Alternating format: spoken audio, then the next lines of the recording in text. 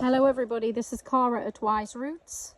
This is a video about drying figs. This is a honey drop tree. We also have common figs which are purple. So two main varieties. And I just want to take you now to my fig drying station. It's very humble and simple. I believe the things shouldn't cost a lot of money. So, you know, we're here for self-sufficiency. And this is the fig drying station. It is a table, okay, like a regular 2-meter long table. So my setup, pretty simple. I'll show you the figs first. Okay, so I've made a tent with muslin and the figs are drying nicely under here. So you see this has been here for 2 days. It's drying very lovely, as you can see, not wet anymore. Very tasty. Okay, they are in like a tent. So as you can see, there's lots of figs in there, and the buckets and the plant pots are holding up the table. As you can see, just plant pots. Okay, so I'm just going to put the rock. So when I put the rock on, I give it tension and make sure that there's no gaps for flying insects to get under. So the first thing is to, for the legs, to make sure that nothing is going to crawl up the legs of the table. Life here is quite fierce, do campo, on the, in the wilds. Okay, so what we do is we make sure that these are filled with water, nothing can climb up, and then nothing can land on top. I mean, obviously, the farmers here say if there's a worm in it, it's good.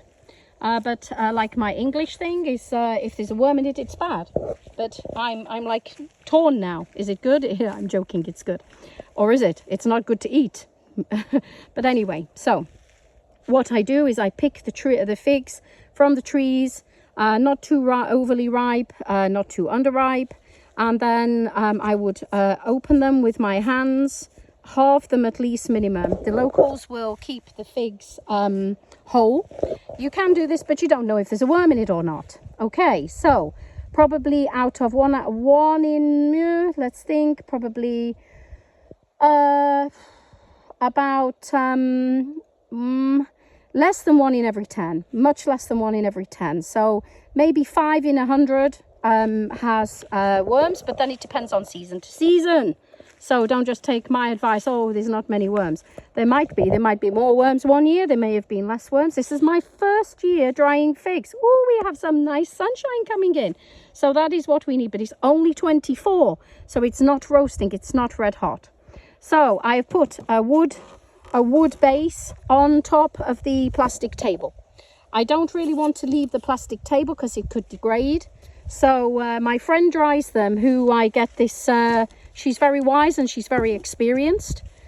She has many seasons of fig drying, so I go to somebody who knows what they're doing to check for experience. She said it takes 2 to 3 days, 4 days maximum. She puts hers in large ceramic bowls, so like maybe terracotta. She says it heats up nice in the sun and it dries them much quicker, but I haven't. I've put them on wood.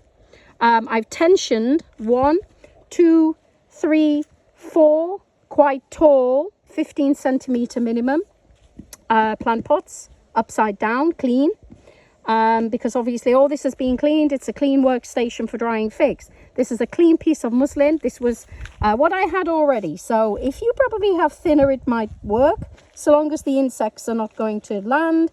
This was all I had, so it's free. You know, don't go out and have to have tight woven. So I've tucked the ends, allegedly, it's flapping. I've tucked the ends under the wood, okay? So the wood, it kind of helps because you can tuck the ends under the wood. Yeah, okay. And then you make sure the rocks are like, well, I have made sure the rocks are like a foot, 12 inches away, 30 centimeters, and you pull like this, you pull and it tensions the middle like a tent. So you want the middle to be like a tent. Let me show you. You see, yeah, like a tent, high, so that the cloth is not touching the figs, and then and that the figs can air. So the figs can air, and the air can circulate and move. I have 2 tubs here and here in the middle. Yep. Okay, you see maybe? And then I've just used rocks, because rocks are free. I have lots of rocks here. Yeah, so that is my setup. So I've got all figs under this bit. Yep, so I've got probably over 2 kilograms of figs under this here from the trees, but not honey drop, regular common figs, the purple. Now some people do dry the honey drop, the green, but the locals do. But well, I think they degrade quicker. So I feel a bit cautious this year because I want to dry as many as possible. I'm walking down so you can see Alvezer mountain range. There we go. So thank you very much for tuning in and looking at my setup. All you need is a table, something to put on top of the table, or ceramic pots. Make sure the table underneath is shaded, but in full sun. The table must be in full sun. Put the water pots on the floor to make sure the ants don't crawl up the legs, but make sure that the nothing is touching the legs. No blade of grass. One blade of grass and you will have an army of ants eating your figs. So make sure that nothing is touching anything and that your table legs are protected. So you can put the table legs, wrap them in a bag, sellotape round so they won't go rusty and stand in water for long.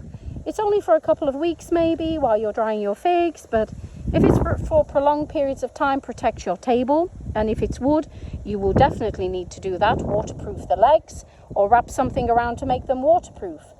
Get a piece of muslin or net. You can use plastic, but I don't like the idea of using plastic net.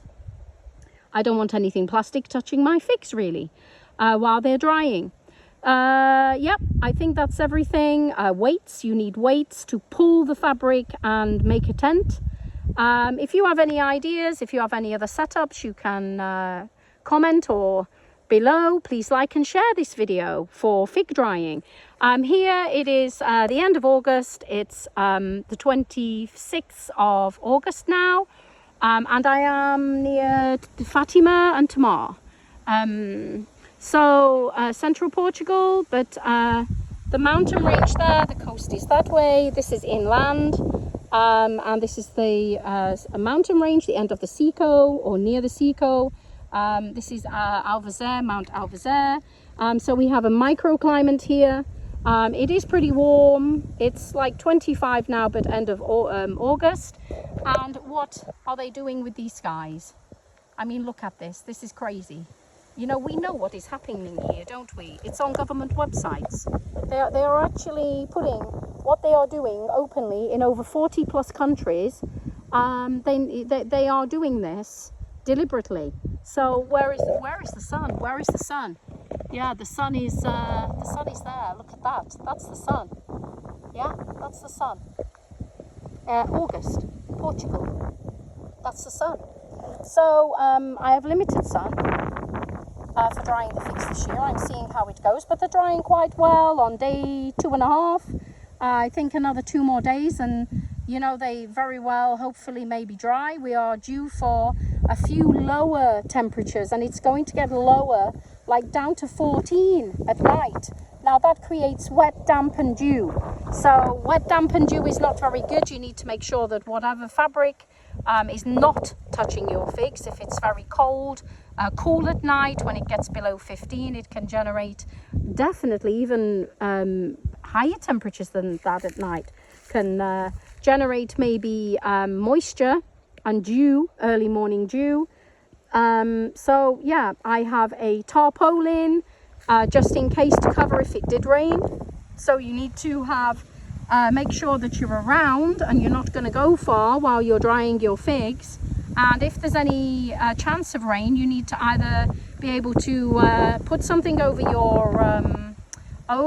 your table to make sure that it's waterproof. So a large polythene sheet, just anything that you can just grab, and some rocks or weights, something to hold that down. Okay, I think I've been quite thorough there. If there's any more questions, you could ask them. I will try to answer. and I would like you very much to enjoy drying your figs and experiment and have fun. Okay, thank you very much for listening. This is Cara at Wise Roots, Portugal.